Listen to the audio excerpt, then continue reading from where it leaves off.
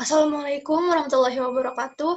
Yang terhormat dosen pengampu mata kuliah e-commerce, Ibu Ika Febrilia SEMM, kami dari kelompok 6 ingin mempresentasikan materi bab 12 yang berjudul B2B e-commerce Indo Network.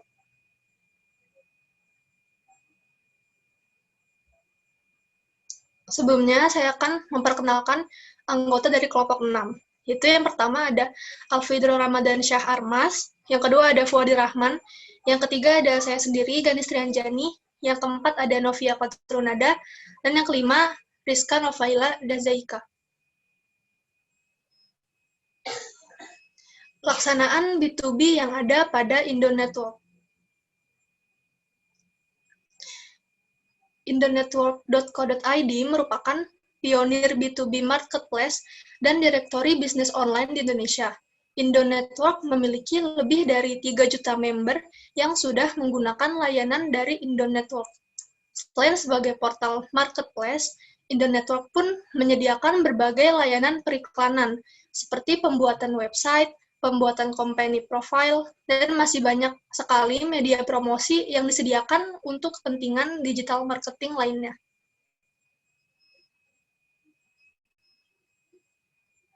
Selanjutnya akan dijelaskan oleh teman saya.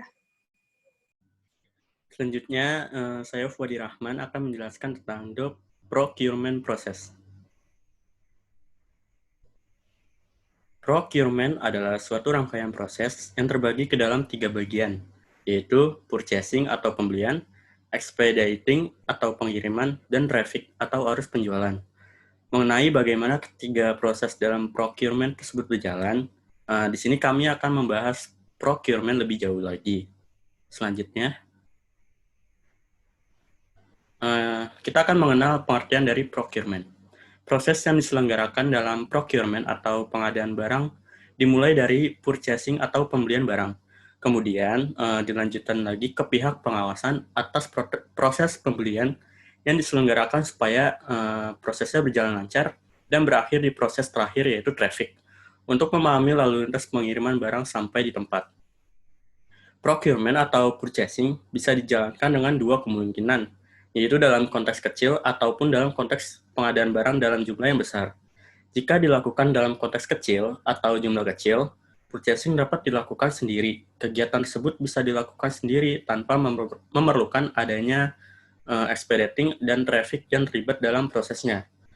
Proses purchasing atau procurement yang semacam ini bisa dilakukan oleh kantor-kantor yang ingin melakukan pembelian terhadap sejumlah barang untuk melakukan pengadaan berbagai keperluan kantor. Sementara jika pembelian dibutuhkan dalam jumlah yang besar, maka prosedurnya tentu berbeda dengan yang kecil.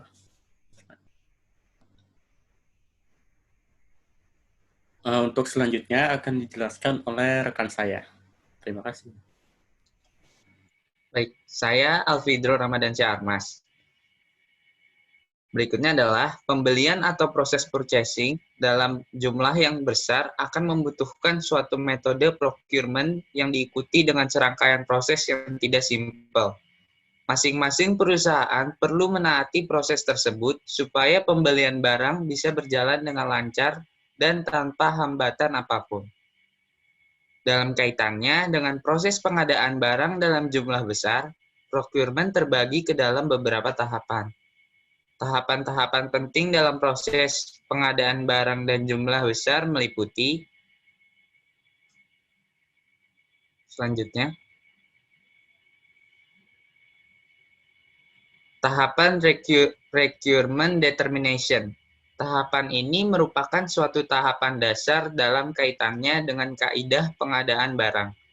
Di tahap awal, setelah perusahaan menetapkan apa saja barang yang dibutuhkan dan perlu dilakukan pengadaan barang, maka kemudian perusahaan akan membuat suatu permintaan terhadap barang yang dibutuhkan di awal masa procurement berlangsung.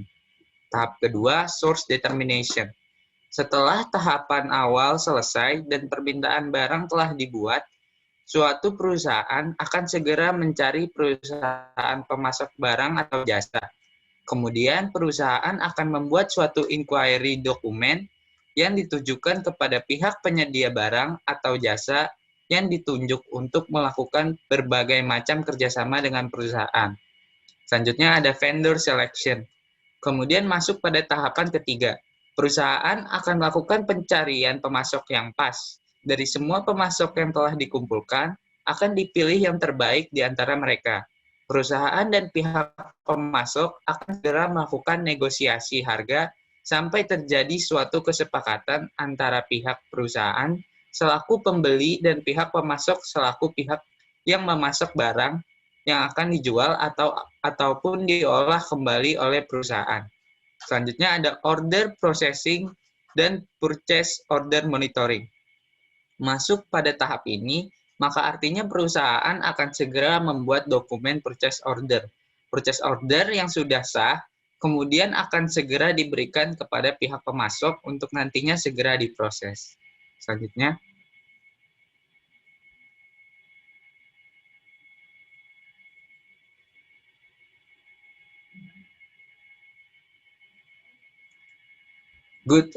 selanjutnya adalah good receipt. Jika semua proses pembelian sampai pemesanan dan pemrosesan produk dilakukan, barang yang selesai di-packing oleh pemasok akan segera dikirimkan sesuai dengan purchase order yang diterima. Pihak pemasok juga akan mengecek ulang apakah semuanya sudah dimasukkan sesuai pesanan atau tidak. Selanjutnya ada payment. Jika barang yang dipesan atau sudah diterima, maka pihak keuangan dari perusahaan yang melakukan procurement atau pembelian suatu produk akan melakukan pembayaran kepada pemasok barang sesuai dengan kesepakatan yang telah dilakukan di awal. Jika memang ada pesanan atau barang yang jumlahnya kurang atau warna dan jenisnya, perusahaan akan melakukan pengajuan retur pembelian.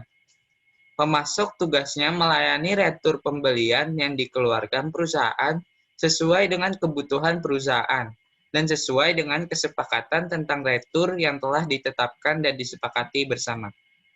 Selanjutnya akan dijelaskan oleh teman saya.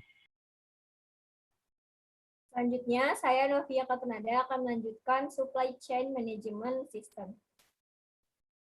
Dalam bahasa Indonesia, Supply Chain Management ini berarti manajemen rantai pasok. Sehingga SCM sendiri adalah rangkaian aktivitas bisnis yang dijalankan mulai dari tahap perencanaan, pengendalian, pengimplementasian, jalannya arus produk, hingga proses distribusi produk kepada konsumen. Dengan bantuan sistem informasi ini diharapkan dapat membantu dalam mengoptimalkan sumber daya dan biaya yang dikeluarkan oleh perusahaan supaya lebih optimal dan efisien. Lalu ada detail X-Synergy Storage System. Supply chain memegang peranan penting di semua bisnis akan industri di era modern ini. Bahkan produktivitas dan efisiensi supply chain ini bisa menjadi penentu dan nilai pembeda dalam persaingan bisnis di sebuah perusahaan. Salah satu elemen terpenting dalam supply chain adalah sistem pergudangan atau warehouse management system, yang di dalamnya tidak terlepas dari sistem penyimpanan atau storage system dan distribusi barang. Selanjutnya, desain sistem penyimpanan yang baik dan optimal dapat memberikan manfaat dan nilai tambah untuk sebuah perusahaan, yaitu pemanfaatan ruang atau area gudang lebih maksimal untuk memperoleh ruang penyimpanan lebih besar. Lalu ada pergerakan atau flow, barang yang lebih cepat, efisien, dan akurat di gudang. Lalu ada sistem kontrol dan monitoring lebih mudah dengan sistem penyimpanan yang lebih terorganisir. Lalu pengelompokan barang di area gudang yang lebih visible dan rapi. Lalu peningkatan efisiensi, produktivitas, dan safety untuk warehouse operator. Selanjutnya akan dijelaskan oleh rekan saya. Selanjutnya, saya Rizky Novela Dazaika akan menjelaskan X-Synergy Storage System, XSYS, memberikan solusi terpadu untuk storage system. Desainer dan warehouse konsultan Indo Network akan memberikan solusi terbaik untuk yang pertama ada konsultasi desain untuk storage system dan layout gudang. Yang kedua ada site survey untuk feasibility study and design. Yang ketiga, pemilihan sistem penyimpanan sesuai dengan kebutuhan. Dan keempat, project management dan instalasi. Kelima, rekomendasi material handling, WMS, warehouse cleaning system, dan warehouse safety management. Dan yang keenam, regular safety maintenance and visit. Next. Selanjutnya, B2B marketing. Portal jual beli online lokal ini ingin meningkatkan jumlah penggunaannya dari yang ada saat ini sekitar 1 juta member dengan 400.000 pengguna aktif. Salah satunya strategi yang digunakan yakni dengan menggelar program Goes to Kelurahan.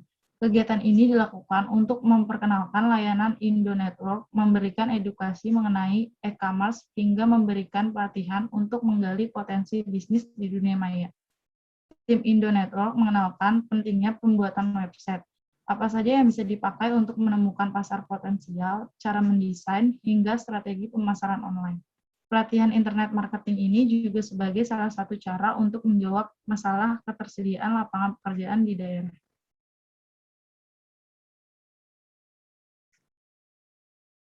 Selanjutnya, media pemasaran. Media pemasaran itu sendiri, website menjadi salah satu cara memasarkan produk ataupun layanan bisnis Anda.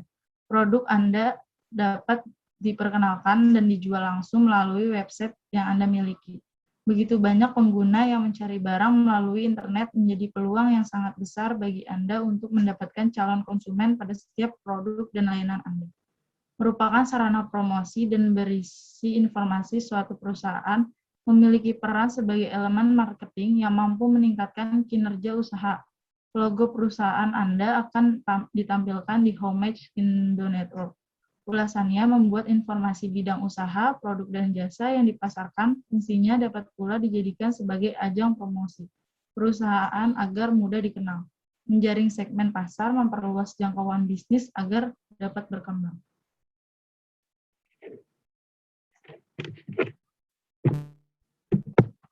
Demikian akhir presentasi dari kelompok kami. Terima kasih atas perhatiannya. Kurang lebihnya mohon maaf. Assalamualaikum warahmatullahi wabarakatuh.